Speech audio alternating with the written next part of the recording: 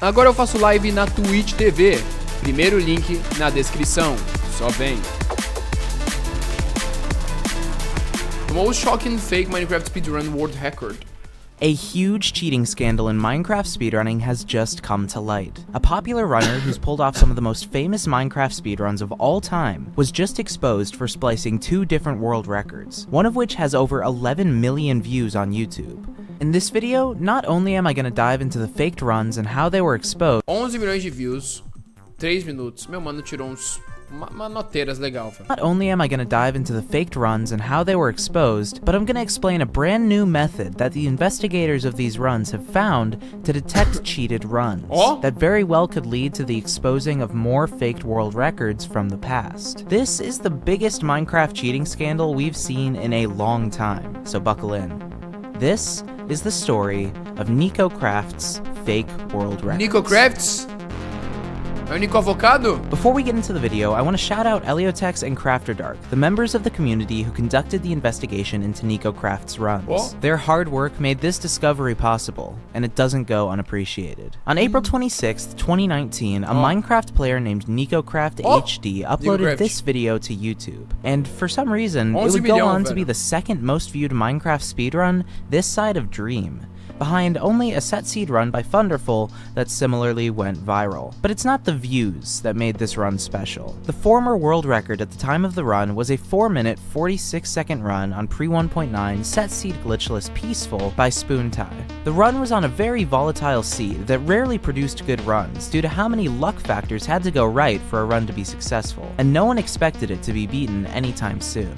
But one day, Nico pulled off this run, destroying the world record and barely eking out a sub 4, right on the edge of what was seen as possible at the time.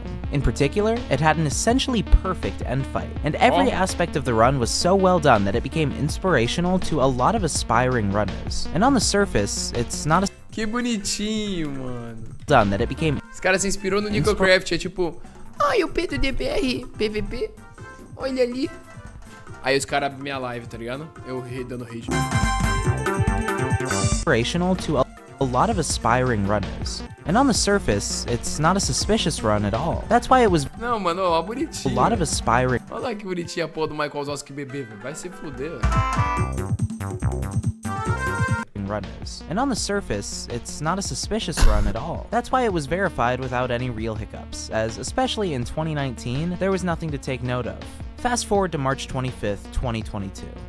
Over the years, NicoCraft had kept running Setseed Glitchless Peaceful, and while nothing he'd done had gotten nearly as much attention as his first world record, on this day, he reached the top again, getting a time of 2:49, beating the previous world record, a 2:54 by SSGP legend Poisonous Skelly, by 5 seconds.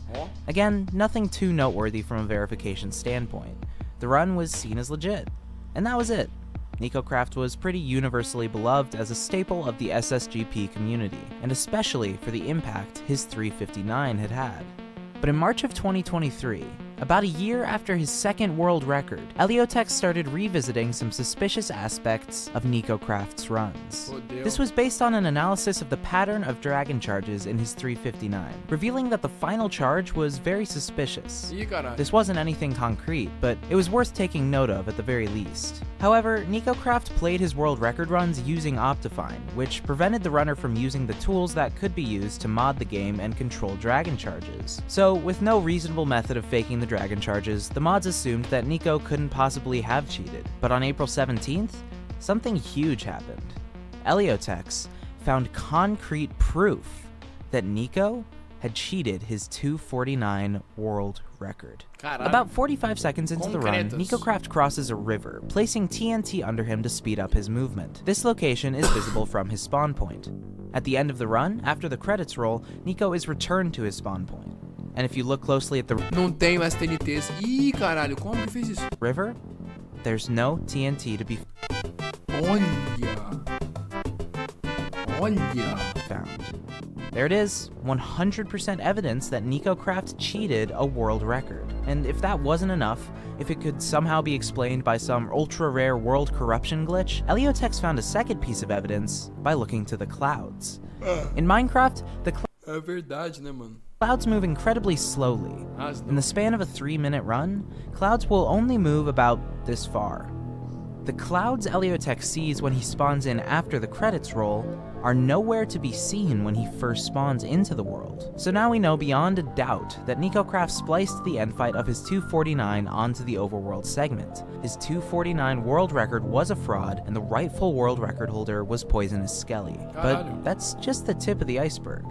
If a runner cheats one run, it's only natural for the moderators to take a closer look at his other runs, especially one that shattered everyone's expectations and got 11 million views.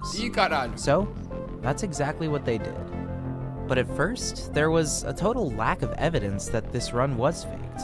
In order to find the necessary evidence, CrafterDark ended up finding a new method of detecting splices in Minecraft speedruns that had never been used before. Now, actually explaining this method isn't a no-brainer. The fact of the matter is that when videos are released detailing exposed cheaters and explaining how they got caught, it makes it that much easier for runners to get away with cheating in the future, or to at least avoid getting caught in the way that other runners have. There is a world where I say the way Neko's 359 was exposed for being faked is confidential, and you're just gonna have to trust the mods.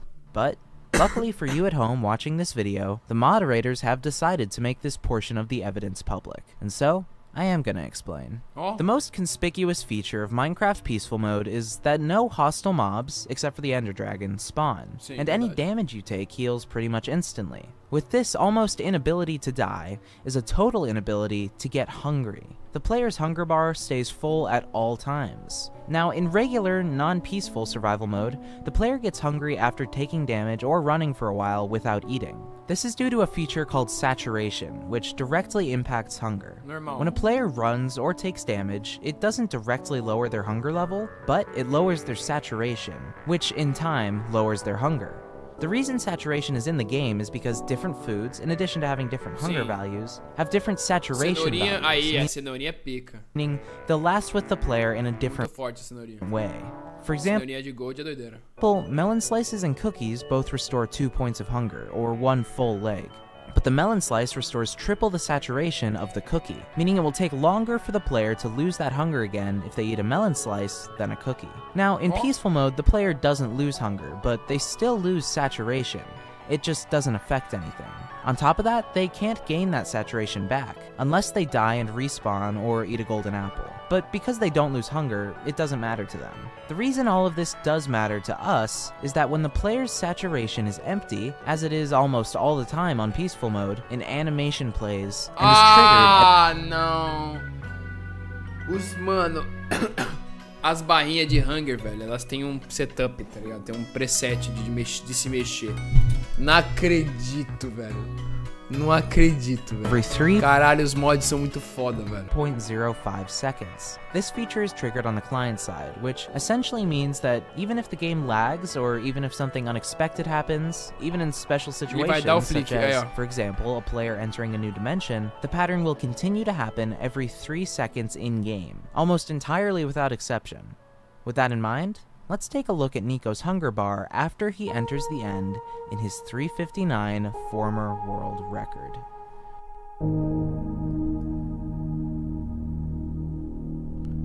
Passou já do tempo e não flicou, velho. É isso? É? Tá parado! Tá 100% parado, velho. É um filho da puta. Olha que podre, velho.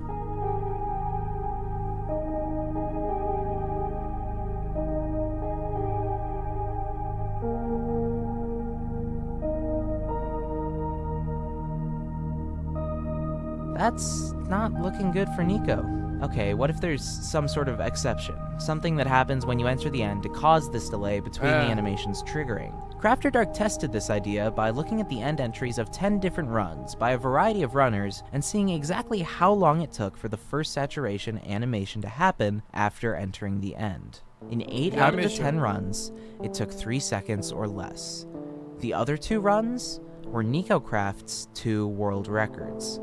They each took over 20 seconds. And the only plausible way the animation would take that long after entering the end would be if a runner had entered the end without running around almost at all beforehand. such as if they were playing the end fight over and over with the intention of splicing it together with the first half of a run. So that's it, right? Irrefutable evidence that Nico's first world record, the one that had a huge impact on a lot of people, was cheated. Well, not quite. Tem mais? There is a possibility in the game for the saturation feature to be undetectable. To give the movement of the hunger bar a random look to it, each food piece has a 1 in 3 chance of moving up, a 1 in 3 chance of moving down, and a 1 in 3 chance of not moving at all. Caralho! So, hypothetically, olha os detalhes! Olha os detalhes pra uma hunger, né, uma carninha subir pra cima ou pra baixo, velho. Caralho, não sabia que o Minecraft tinha esse detalhe não, velho. Not moving chance on every food piece for several animation cycles in a row, we would see no movement. Let's run the numbers. 1 in 3 chance for 10 different pieces with 7 animations that should have happened gives about 1 in 10 decillion odds. That's a 1 with 34 zeros. Personally, that's evidence enough for me, but it's technically not 100% proof.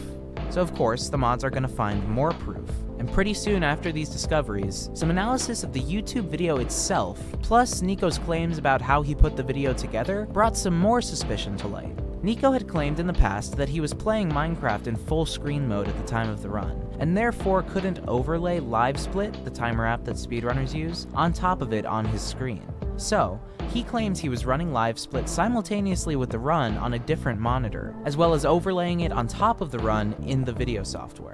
He also said that while the real-time part of the timer was recorded live, he edited the in-game timer into the run afterwards for the sake of the video. This is all fairly normal on the surface, but CrafterDark dove into things a little bit deeper. See, if the cheating theory was true, and the run was recorded in 2 pieces, the LiveSplit recording couldn't be live. It would also have to be edited in afterwards. CrafterDark had exactly this in mind when he decided to take a look at the end of Nico's video. Everything fades out, but what if you boost the brightness on the last frame? That's right. The timers are the only things left visible. If the main timer was recorded with the run, it would fade out exactly the same way as the run, and it would be the in-game timer that would stand out for fading differently. Instead, maluco encaixou em cima, velho. Maluco encaixou em cima depois. Nossa. Both the regular timer and the in-game timer are separate from the run, meaning they were added in the editing stage. Proof that Nico lied about this run, and further proof that it was cheated. As if that wasn't enough, they took more steps that I won't dive fully into to analyze the timeline of Nico's runs based on the worlds shown on screen at the very beginning of his video, and found that it was likely that he had been replaying the end fight of the run over and over until he got a completion he could splice with the first half of this run. This faked run was skillfully done, although I can't say as much about his second fake record. These timer discrepancies likely never would have been discovered if not for the breadcrumbs Nico had left. But in the end, he forgot about saturation, and the House of Cards came crashing down. And so, as the moderators concluded, there's factual evidence that NicoCraft's second world record was faked, and we can assume beyond a reasonable doubt that his first one was as well. This is a blow to the community in a sense, because while Nico isn't an active runner anymore, his first record was inspirational to a lot of people, and was one of the most widely recognized feats to come out of Minecraft speedrunning. But even after 11 million views worth of scrutiny, no one was able to discover the fraud, until Eliotex and CrafterDark. And on the bright side, because of the inventive methods used by these two, there's a good chance more cheaters will be exposed in the near future. Ones that have gotten away with their fraud until this point. Another huge shout out to these guys and the whole Minecraft speedrunning mod team for doing what they do. And finally, a huge shout out to you for making it to the end of the video. If you enjoyed, please leave a like so more people can find the video, and let us know in the comments what videos you'd like to see from us next. If you're not subscribed, consider subscribing for more brilliant content. And either way, thanks so much for watching. And I'll see you in the next video. Da hora.